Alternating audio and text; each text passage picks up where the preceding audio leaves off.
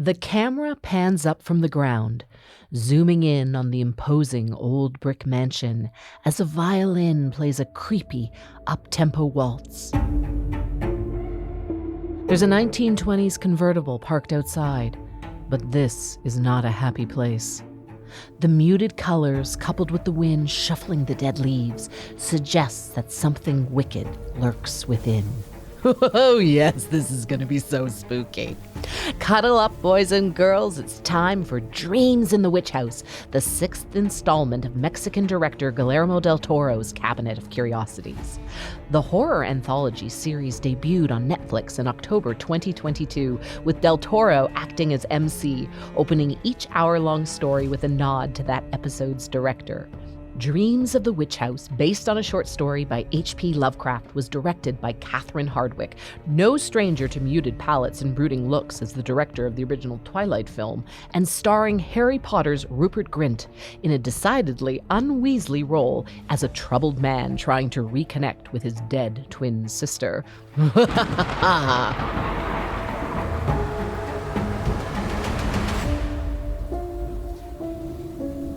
And as I watched, I thought, yep, I knew it.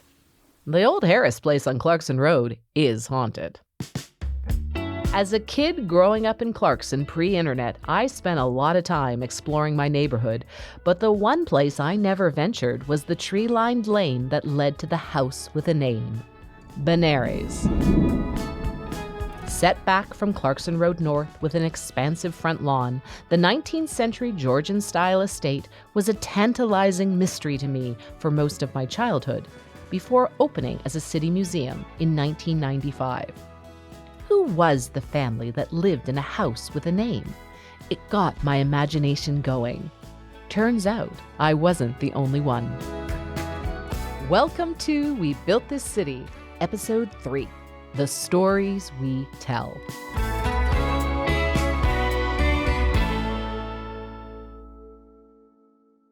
The home and museum on Clarkson Road North is a popular location for film and TV series shot in Mississauga. The 2-story, honey-colored brick and stone home, with its open veranda, white lattice frame, and second-floor balcony, is a great backdrop for stately period pieces, steampunk adventures, or creepy, scary mysteries. However, the first person to draw inspiration from Benares did so through her pen. The house and the family that lived within it were the inspiration for the best-selling Jalna series, a family saga of love, betrayal, and money that turned Mazo de la Roche into one of Canada's first and most successful international literary stars. Picture this: Ontario, early 20th century. Mazo de la Roche, a name that whispers tales of rural aristocracy and hidden passions. She wasn't just an author, she was a storyteller who wove her life, fantasies, and a bit of Canadian soil into the tapestry of the White Oaks family saga. And oh, what a saga! 16 volumes covering 100 years of the wealthy White Oaks family. Romance, drama, and whispers of real-life inspirations. Mazo said it best. Manners and morals are never at a standstill. Either they rise or they decline, like empires. Born in Newmarket, Ontario, Mazo's life was as colorful as her novels. Moving from Toronto to Galt, then Orillia, always accompanied by her cousin and companion, Caroline Clement. Their relationship was the cornerstone of Mazo's life. In 1924, Mazo, already an established author, purchased land and built a summer retreat called Trail Cottage on the edge of the Benares property, the large country estate owned for 4 generations by the Harris family. Previously, Mazo lived in England for a decade, where she rubbed shoulders with British aristocracy and likely saw similarities in the Harrises, who hosted weekend garden parties and croquet matches on Benares' front lawn.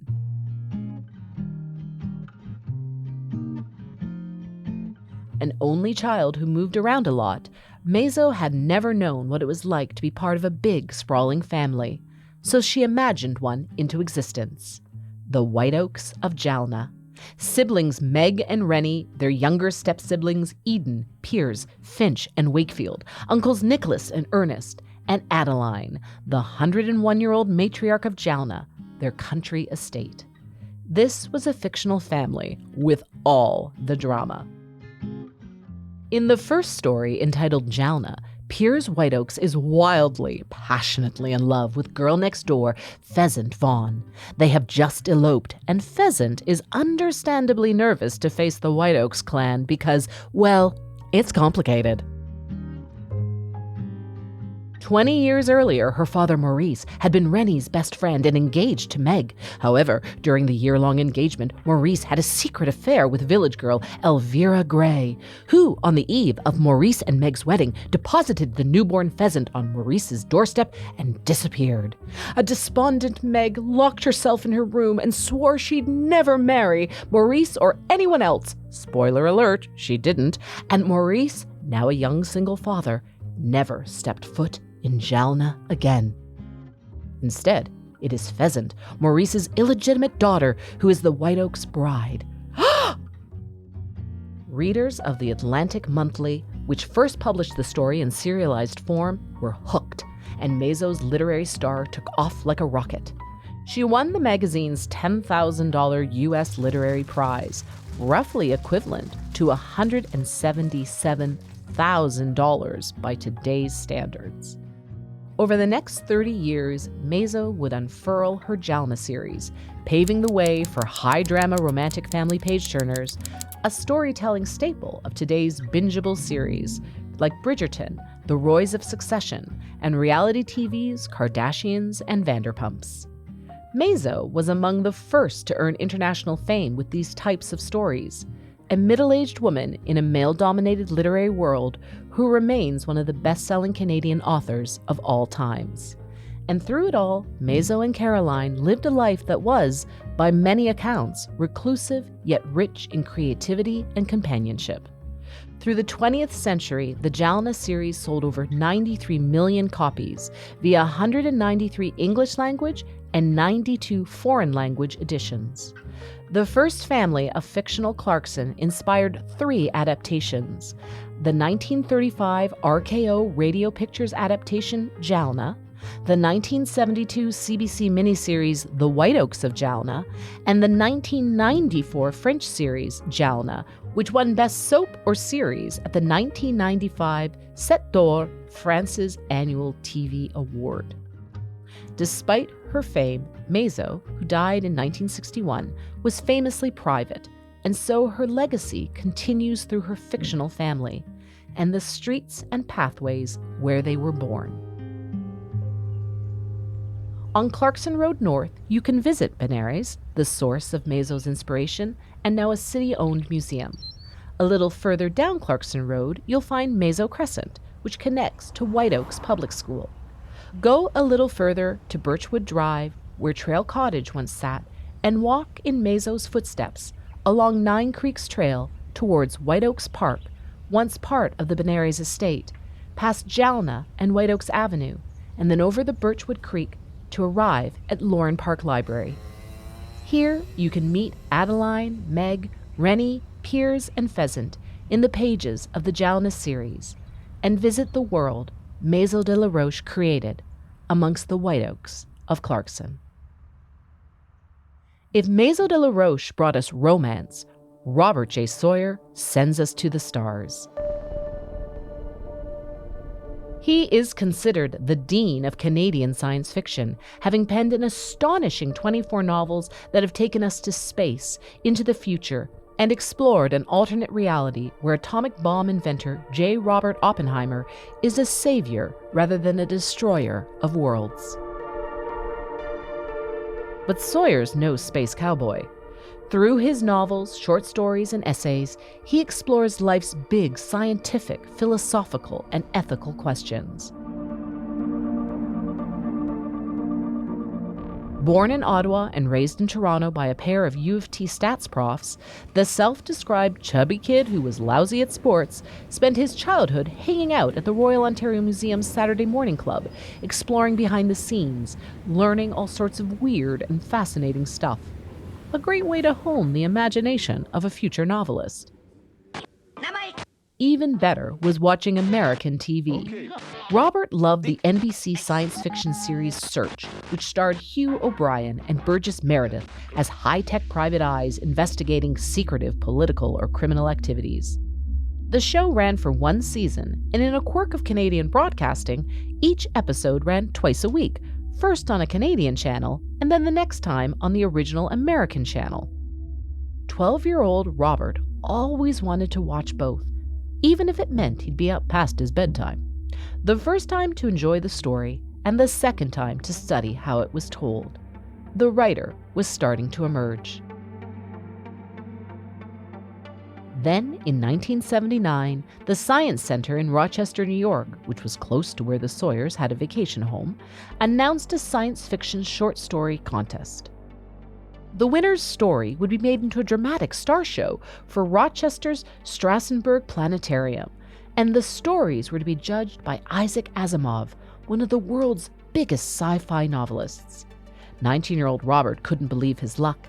In high school, he and a group of friends, including future wife Carolyn Klink, had created a sci-fi club, and after the original Star Trek went off the air, Robert led the charge in creating their own series to replace it. They called it Star Station Terra, and Robert did most of the writing, including the presence of an intelligent dolphin named Bobo, but the club never did anything with the stories. Could Isaac Asimov be the man to help launch Star Station Terra? Robert got to work, converted the scripts into prose, added some new stuff, and submitted it to the contest.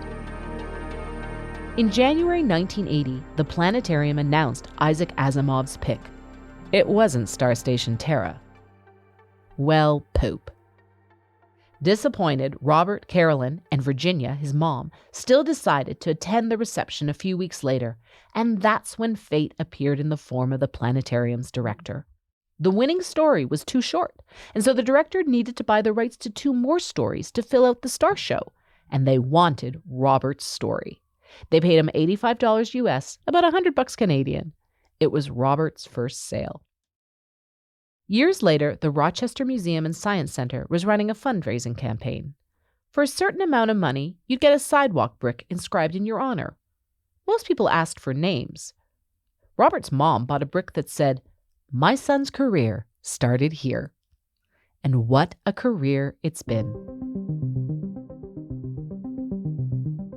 Robert is one of only 8 writers in history and the only Canadian to win all 3 major science fiction awards. In 1996, the Science Fiction and Fantasy Writers of America awarded him the Nebula for The Terminal Experiment. In 2003, he won the World Science Fiction Society's Hugo Award for his novel Hominids.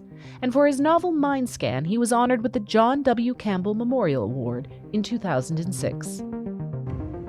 In 2009, ABC TV converted his novel Flash Forward into a TV series that ran for 2 seasons, with Robert as scriptwriter. Between 2010 and 2012, he won the Aurora for Canada's Best Science Fiction and Fantasy Novel for each of the novels in his WWW series, Wake, Watch, and Wonder.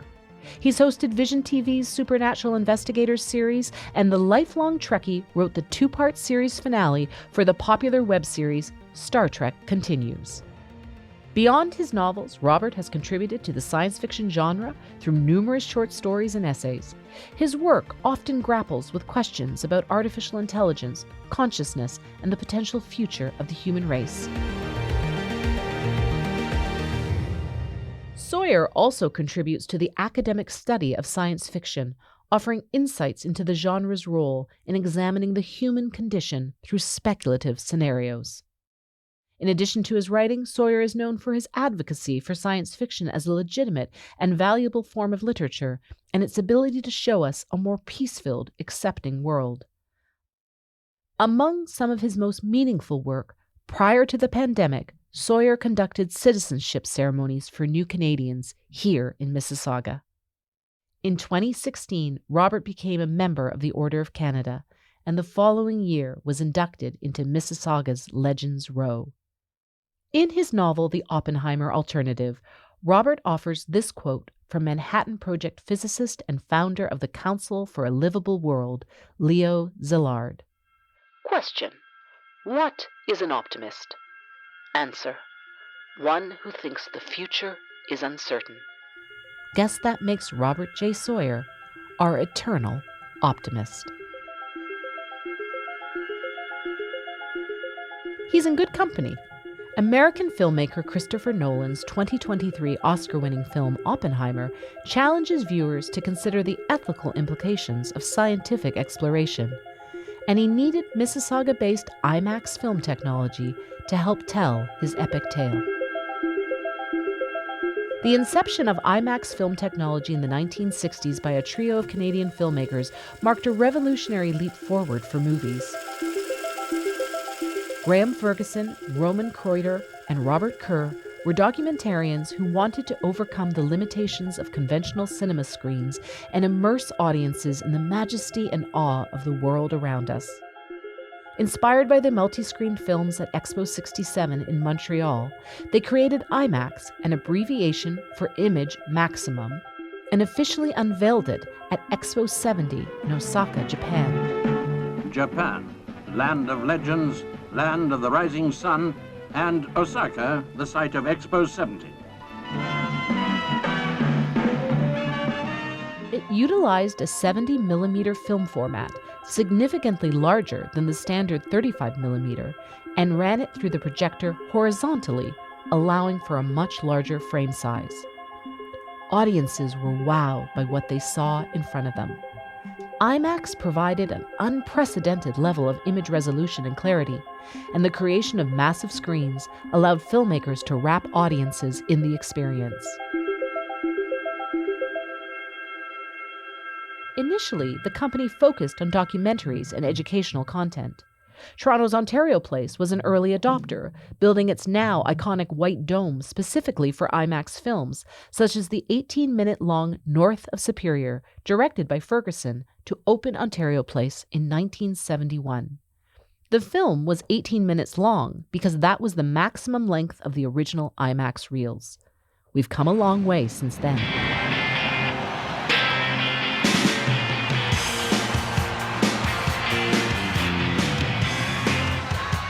In 1991, The Rolling Stones' Live at the Max was the first feature-length film shot entirely in IMAX during the band's Urban Jungle tour. The film was shot on IMAX 70mm film, flown to New York for processing, and then screened at Ontario Place's IMAX Theatre to test the finished product in time for its world premiere at the California Museum of Science and Industry in Los Angeles. Disney's animated Fantasia 2000 was the first major Hollywood motion picture to be released in IMAX, playing in 75 theaters worldwide. In 2002, IMAX developed its digital remastering process. The technology enhances the image and sound quality of regular movies, allowing them to be converted from standard film formats into IMAX films, providing viewers with a more immersive cinematic experience. IMAX continued to focus mainly on documentaries, and then Christopher Nolan came calling. Nolan had fallen in love with the technology as a kid growing up in Chicago and going to watch those early science and nature IMAX docs at Chicago's Museum of Science. Following the success of 2005's Batman Begins, Warner Brothers came back to Nolan wanting a sequel. Nolan agreed and told Warner Brothers he wanted to do about 20% of the finished movie in IMAX. The studio balked. IMAX film processing cost almost 4 times more than regular 35mm film, and the cameras were large and unwieldy for moving around Chicago, Liverpool, Glasgow, and London, where the movie was shot. Nolan was unmoved. If they can get those cameras to the top of Mount Everest, Nolan figured, he and his crew could get them to work on the streets of Chicago. Warner Brothers relented, and in January 2007, cinematographer Wally Pfister and his crew began training with IMAX. And action! The Dark Knight came out in 2008 to rapturous praise, and some still consider it the best comic book adaptation of all time. It also showcased the technology's potential to enhance narrative storytelling. The integration of IMAX technology into high-profile feature films marked an important moment, as it demonstrated the commercial viability and audience demand for high-quality, immersive cinematic experiences. IMAX impact on the filmmaking industry extends beyond the enhancement of visual and auditory experiences. It has also influenced the production process, encouraging filmmakers to consider the immersive potential of the films they make.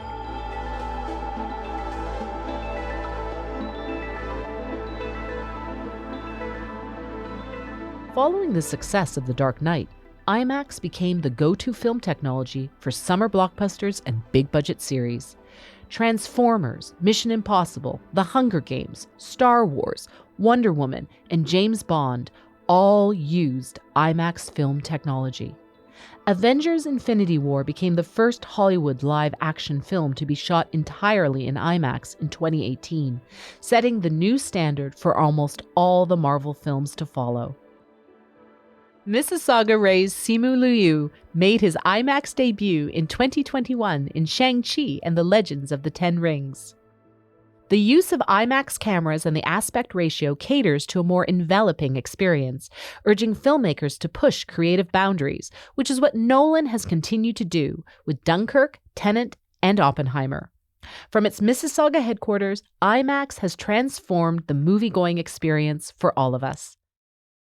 IMAX is not just a way to watch a film, it's a way to step into it, to be surrounded and engulfed in the spectacle. And whether it's the roll of a wave, the desolation of a battlefield, or the intimate intensity of a human face, IMAX makes it grand, immersive, and unforgettable. As IMAX was revolutionizing the film-going experience, around it, the city of Mississauga was stepping into its own spotlight. Starting in the 1980s, as Toronto was building its reputation as Hollywood North, Mississauga was becoming Hollywood North by Northwest. By 1988, the city was charging production companies $2,000 a day for use of the Civic Center, where you might catch Burt Reynolds or Kathleen Turner filming a scene.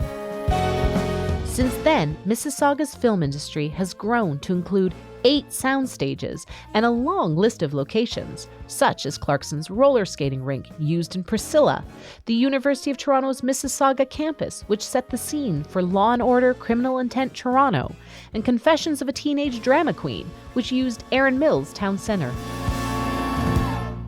In 2019, CBS built a 260,000 square foot production facility near Dixie and Highway 401. CBS Stages Canada includes 6 sound stages, where it shoots a number of shows, including Star Trek: Strange New Worlds. Season 3 filmed on location in Mississauga between December 2023 and June 2024. All this activity makes Mississauga the 3rd largest film and television cluster in North America. Even the fictional and formidable Adeline White Oaks would be impressed. Through the stories of Mazo de la Roche and Robert J. Sawyer, the people behind IMAX's technological innovations, and the region's growing film and TV industry, Mississauga has long been a place to tell our best stories. These are some of our storytellers who helped build this city.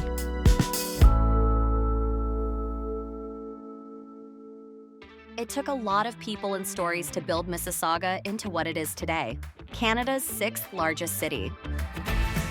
Come visit us across our social platforms and on our website at visitmississauga.ca.